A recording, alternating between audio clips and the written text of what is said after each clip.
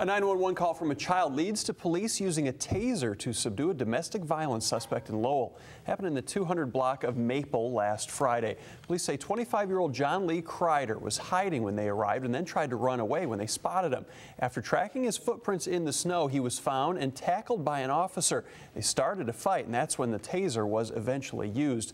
Kreider is being held in the Kent County Jail on $15,000 bond. He is facing charges for felony domestic violence, resisting and obstructing a police officer, and interfering with a telecommunications device. Police think that alcohol was a factor. Attorney General Bill Schuette praising Grand Rapids Public Schools today for teaching kids about online safety. GRPS received the accolades for having 7,000 kids complete the state's cyber safety initiative in 1 year. The program works with students from kindergarten to 8th grade and addresses everything from online predators to cyberbullying to sexting. Since its inception in 2007, more than 900,000 kids have completed the course. It is offered at no cost to the schools.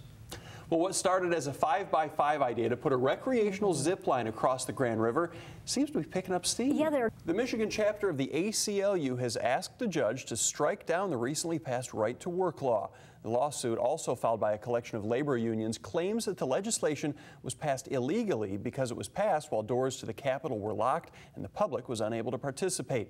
Governor Snyder yesterday asked the state Supreme Court to look into whether civil servants in Michigan are covered under the law. Michigan is set to become a right-to-work state on March 27th. The man accused of keeping Kalamazoo police busy on a standoff that lasted hours has been officially charged.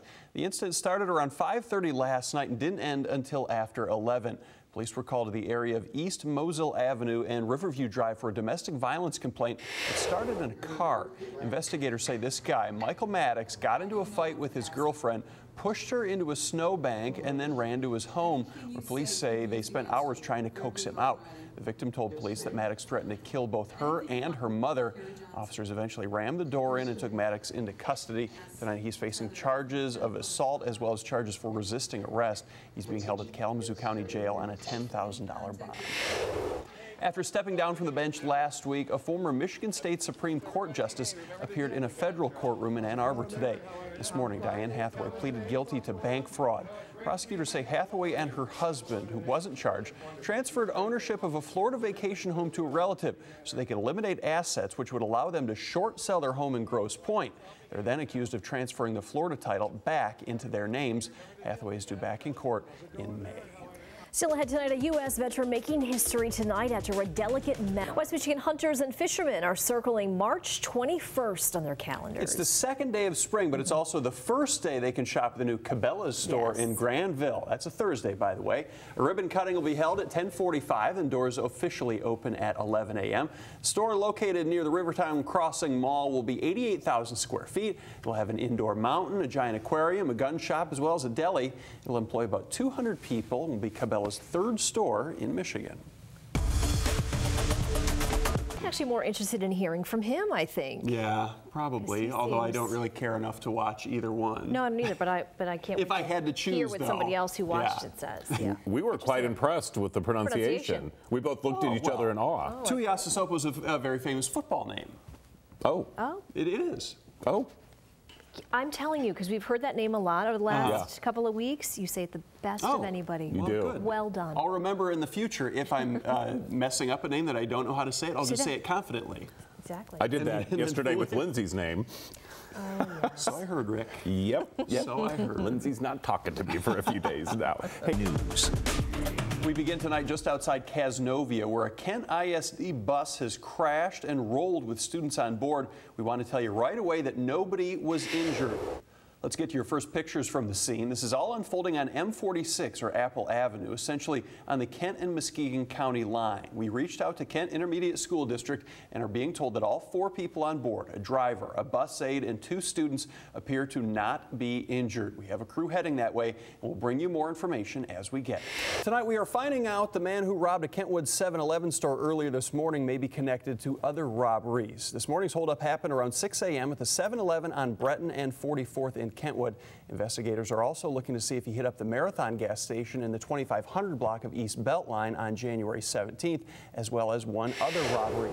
Police say it was 42-year-old Corey Lamont Roberts behind at least 3 robberies. A short time ago, he was charged with 1 count of armed robbery. This was the scene earlier this morning in Kentwood. Our crew happened to be in the area just a couple of hundred yards away on another story after that robbery happened. Police found him after following footprints in the snow. Roberts will be back in court on February 14th. General Motors planning to invest $200 million into a facility in Pontiac. We're talking about the Global Powertrain Engineering Headquarters. It's part of GM's plan to invest $1.5 billion into North American plants and facilities this year alone. Now, this won't create new jobs, but will relocate about 400 people from Indiana and California, which will bring the total number of employees to just under 4,000. The end goal, eliminate waste, speed up development, and do everything more efficiently. To get everything in one place with this much capability, it's akin to opening the best Christmas present you ever saw.